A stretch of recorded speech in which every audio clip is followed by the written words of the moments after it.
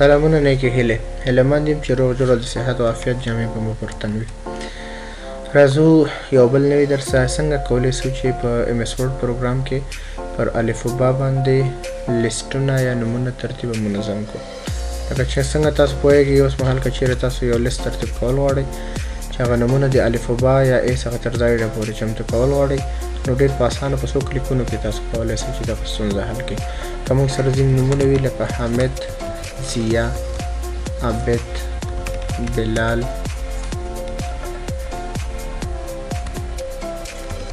خان، امجد، احمد، بایدار، کریم او داسې نور نومونه. وګوره دا اوس غیر منظم دي، په ترتیب نه دي. اول وګوره حامد راغلی، دا هغه نوم دی چې په اچ شروع دی او اچ په انګلیسي ژبه کې لومړنی حرف نه دی. ضیا وګوره چې زیډ د انګلیسي ژبې وروستی حرف دی مګر په سر کې راغلی. که چیرې موږ سره ډېر زیات نومونه وي نو بیا د دې سورټ او هغه تنظیم ډېر سخت ده. نو د دې اسانه طریقه دا شته چې موږ به دغه ټول لیست هر څومره نومونه چې ځان سره یې دا به انتخاب کړو. په هوم ریبن کې دلته A to Z یو کمانډ ده چې هغې ته سورټ وایي، په دې باندې به موږ کلیک وکړو. دې ځای کې موږ ته وایي چې دا څه ته لیکلي پاراګراف ته که چیرې شمیرې وي نو هلته بیا موږ ته پخپله نمبر راخلي. دې ځای کې ټکس موږ ته لیکي، ټکس نه لیکي. په دې ځای کې بیا موږ ته بیا نمبرس لیکي. اوس موږ ته وایي چې اسنډنګ یې وکړه او که ډسنډنګ. مخکې له دې چې اسنډنګ ډسنډنګ وي تاسو باید دې ځای ته متوجه اوسئ. هیډر رو نو هیډر رو.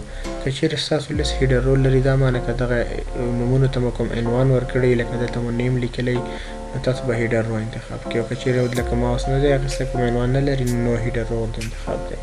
اوس اسنډنګ دا معنی چې له ا څخه یې تر زیډه پورې ترتیب کوو. ډسنډنګ دا معنی چې له زیډ څخه تر ا یعنې معکوس کار به کوي. اسنډنګ به انتخاب کړئ او دغه شان په اوکې بټن باندې به تاسو کلیک وکړئ. ستاسو نومونه به د ای بي سي په ترو باندې ترتیب منظم شي. لکه ګورئ چې عابد لومړی راغی ځکه په عابد کې لومړني حرفونه چې هغه د ا دی، نه یوازې اولني حرفونه، حتی په دویم، دریم، څلورم حرف ته به هم ترجیح ورکوي. عابد کې لکه څنګه چې پوهېږو ا بي لومړني حرفونه دي نو دا یې سرته راوړه. احمد، بیا امجد، بایدار وګوره چې هغه نوم دی چې په بي شروع دی او بي د انګلیسي ژبې دویم حرف دی. او ضیا یې ځکه وروستی ته وړه چې زیډ د انګلیسي ژبې هغه وروستی ته ورځي. نو ډېر په اسانه تاسو کولی شئ چې خپل لیسټونه د الف با په طور باندې منظم کړئ.